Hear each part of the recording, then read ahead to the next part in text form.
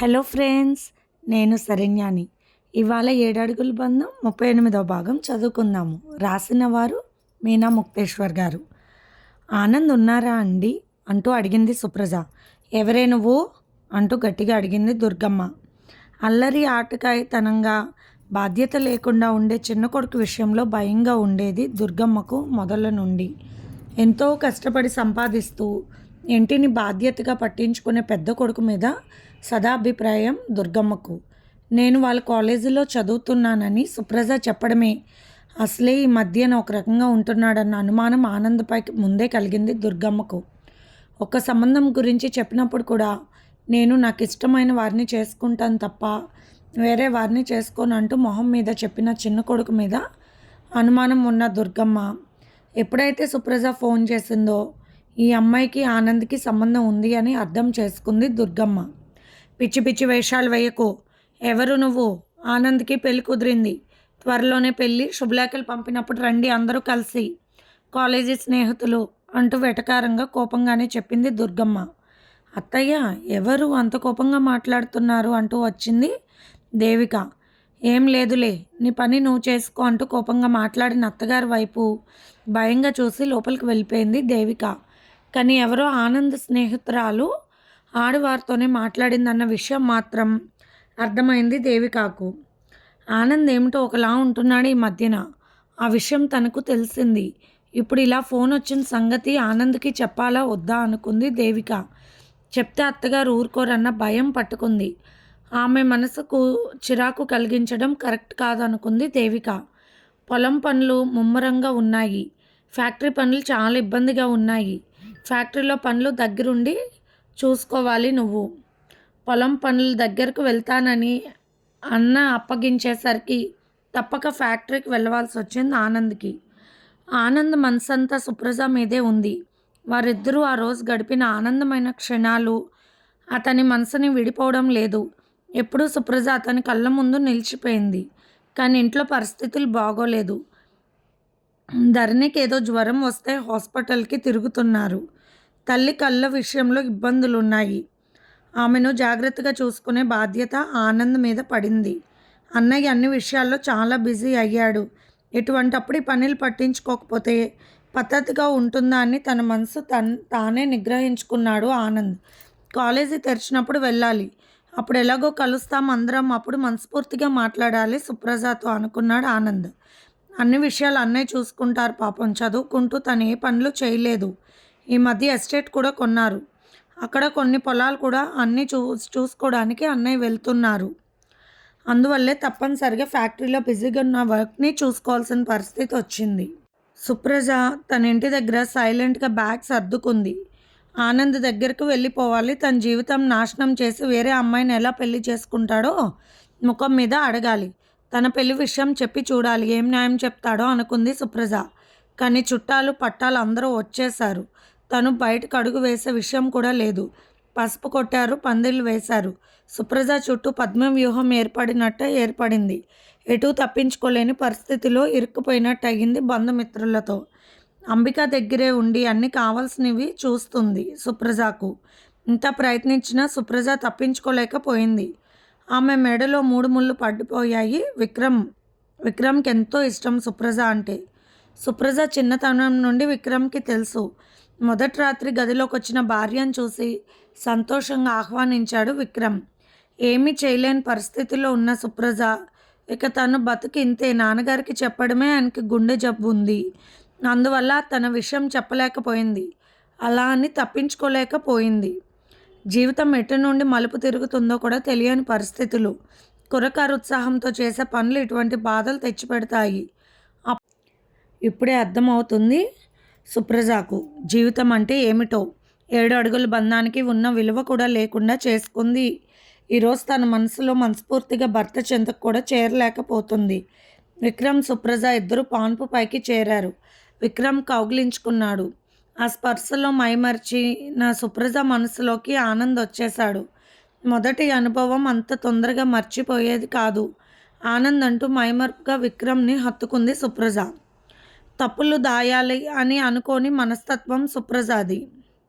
అందువల్ల ఆమె మనసులో ఉన్న మాట బయటకు వచ్చేసింది. అక్కడితో విక్రమ్ వెంటనే వదిలేశాడు సుప్రజను. ఏమీ మాట్లాడకుండా ఒక పక్కకు తిరిగి పడుకున్నాడు. ఉదయాన్నే గుడికి వెళ్ళారు సుప్రజ, విక్రమ్. ఏం మాట్లాడాలో తెలియలేదు సుప్రజకి.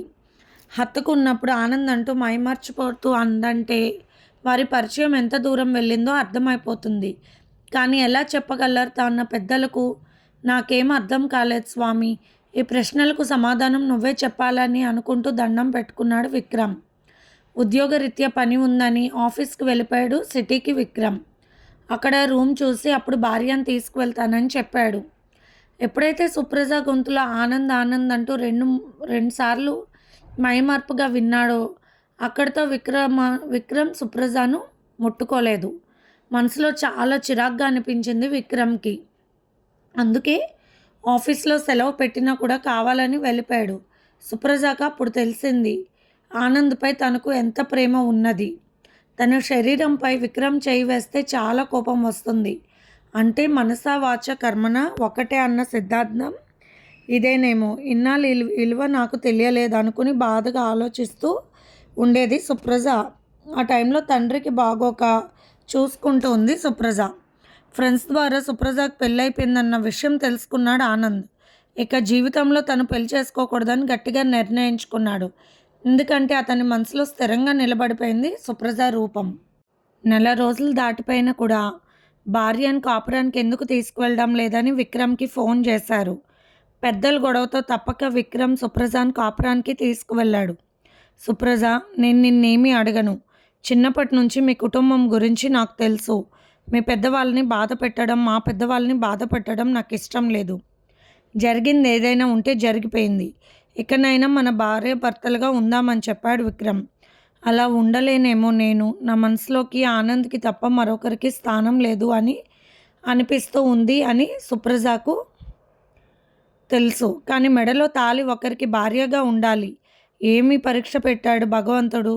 పరిగెత్తినట్టు ఆకతాయితనంతో జీవితంలో మచ్చను తెచ్చుకున్నాను.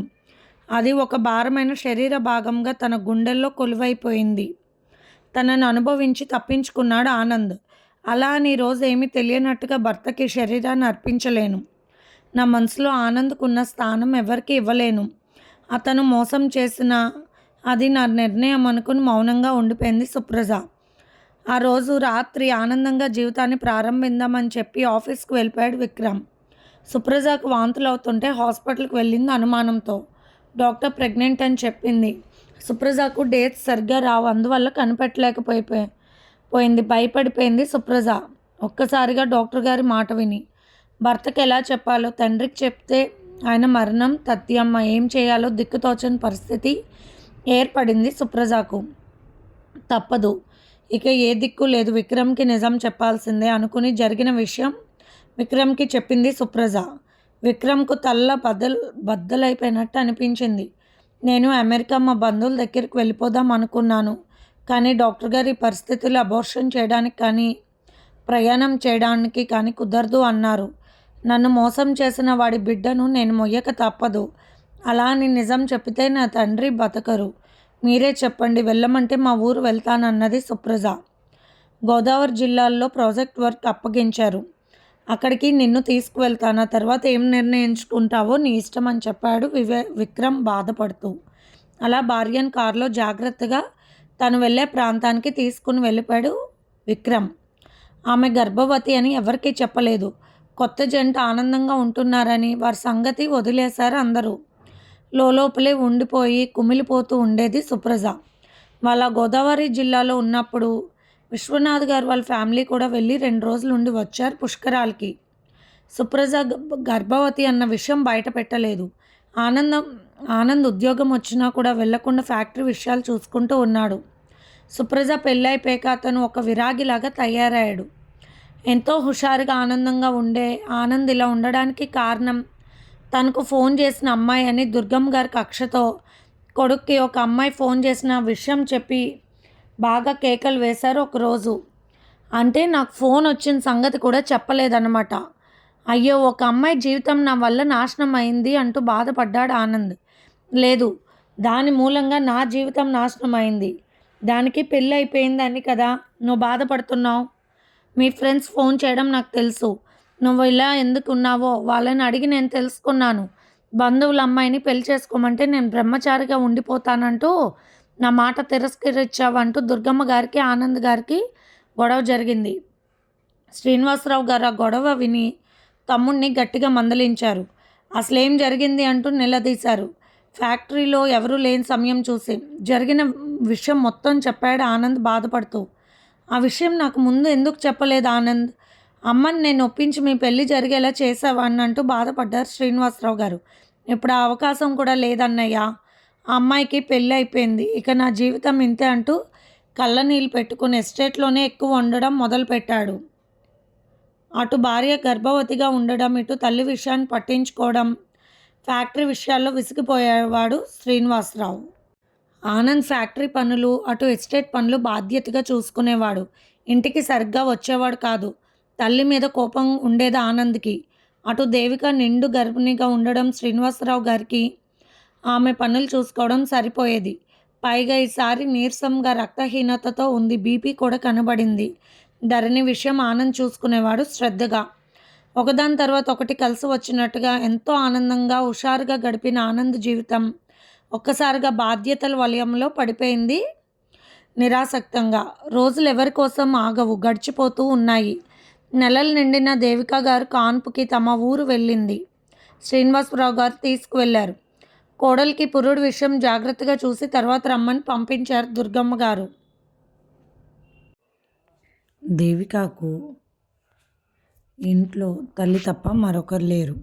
ఎందుకంటే దేవిక ఒకతే కూతురు.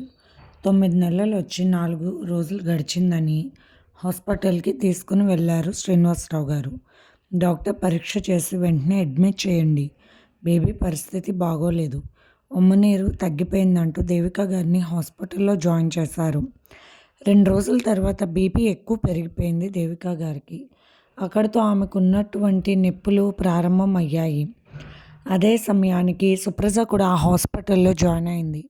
విక్రమ్ ఆ ఊర్లోనే ఇంజనీరింగ్గా గవర్నమెంట్ బిల్డింగ్స్ కట్టిస్తున్నాడు. విక్రమ్కి ఒక బాధ్యత తప్పితే ప్రేమ అనేది లేదు సుప్రజపై. తన జీవితం ఈ విధంగా ఆనందానికి నోచుకోలేదన్న నిరాశలో బయట కూర్చొని ఉన్నాడు వెళ్ళి చిరాగ్గా. పైగా కడుపులో మోస్తున్న బిడ్డ పట్ల సుప్రజకు కోపంగా ఉండేది. అక్కడితో విక్రమ్ కూడా బిడ్డ వల్లే తమ జీవితం ఇలా అయిందన్న కోపంతో ఉండేవాడు. కన్నతల్లికి బిడ్డపై ప్రేమ లేనప్పుడు ఏ సంబంధం లేని విక్రమ్కి ఎలా ఉంటుంది? నొప్పులు వచ్చిన దేవికను లేబర్ రూమ్లోకి తీసుకువెళ్ళారని శ్రీనివాసరావు గారు కూడా బయట కూర్చున్నాడు. అప్పుడే విక్రమ్ ఫోన్లో మాట్లాడుతున్నారు. ఏం చెప్పమంటావురా? కాన్పుకి తీసుకువచ్చాను. ఆమెను నేను తాకనైనా లేదు, తండ్రి కాబోతున్నానని బాధగా చెప్తున్న విక్రమ్ మాటలు అతనికి వెనక కూర్చున్న శ్రీనివాసరావు గారు వింటూ ఆశ్చర్యపోతున్నారు.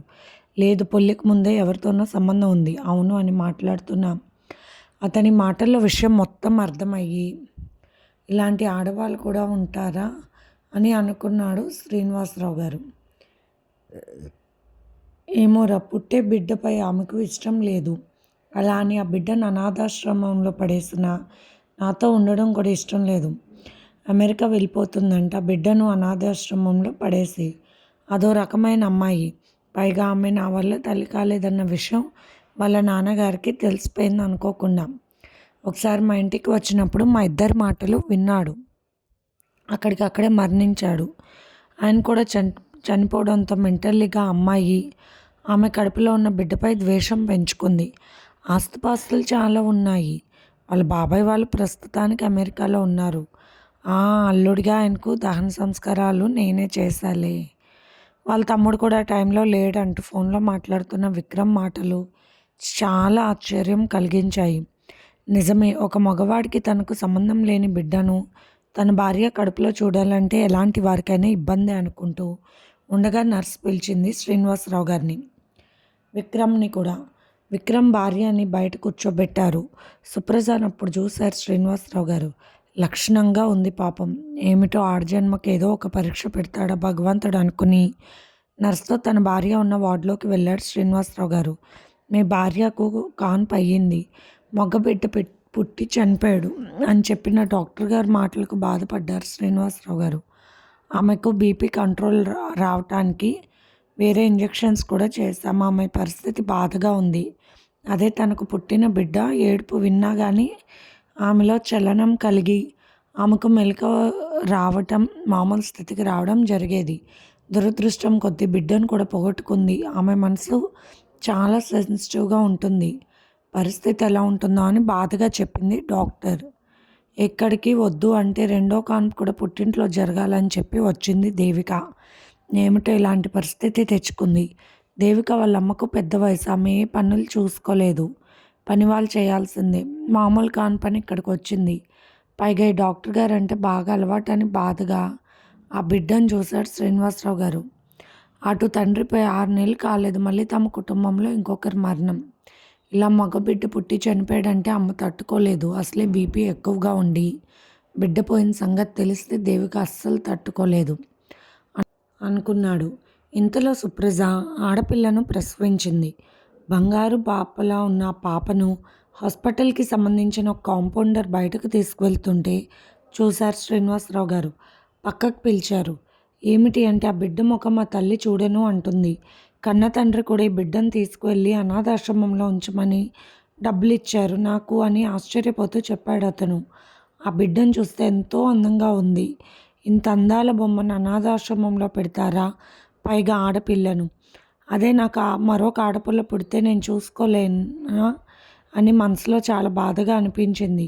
ఈ బిడ్డ ఏడుపు వల్ల నా భార్యకు సరైన పరిస్థితి వస్తే బాగుంటుంది అని ఆలోచించి నిర్ణయం తీసుకున్నారు శ్రీనివాసరావు గారు. సరే, ఆ బిడ్డ నీవు ఈ విషయం ఎవరికి చెప్పాల్సిన అవసరం లేదని ఆ అబ్బాయికి డబ్బులు ఇవ్వబోయారు శ్రీనివాసరావు గారు. కన్నబిడ్డను వద్దు అనాథాశ్రమంలో పడేయమని వాళ్ళు డబ్బులు ఇచ్చారు సార్. అనాథాశ్రమం పాలయ్యే బిడ్డను మీరు మీ బిడ్డగా పెంచుకుంటామంటే ఆనందంగా ఉంది సార్. ఈ మాటను ఇంకెవరికి చెప్పాలి? మీరు దేవుడు లాంటి వారు సార్. డబ్బులు వద్దు అన్నాడు అతను. పర్లేదు తీసుకో, నాకు బిడ్డలు ఇంత బంగారు బొమ్మను ఇచ్చినందుకు ప్రేమతో ఇస్తున్నానంటూ ఇచ్చారు శ్రీనివాసరావు గారు. ఆ బిడ్డను తీసుకువెళ్ళి డాక్టర్ గారికి నచ్చజెప్పి తన భార్య పక్కలో పడుకోబెట్టారు. చనిపోయిన ఆ బిడ్డను ఒకసారి ఎత్తుకుని కన్నీరు పెట్టుకున్నారు శ్రీనివాసరావు గారు. బిడ్డను తల్లి పక్కలోకి చేర్చిన కాసేపటికి ఆ బిడ్డ కదలికలు, ఏడుపుకు దేవికలో మెలకువ వచ్చింది. పాపను చూసుకుని మురిసిపోయింది. ఏమండి, బిడ్డ ఎంత అందంగా ఉందో కదూ అంటూ చాలా మంచి విషయం శ్రీనివాసరావు గారు. ఈ బిడ్డ వల్ల మీ భార్య కోలుకున్నారు త్వరగా. ఇది ఫ్రెండ్స్ ఇవాల్టి ఎపిసోడ్. ఇంకొక ఎపిసోడ్తో రేపు మీ ముందుకు వస్తాను ఫ్రెండ్స్. బాయ్.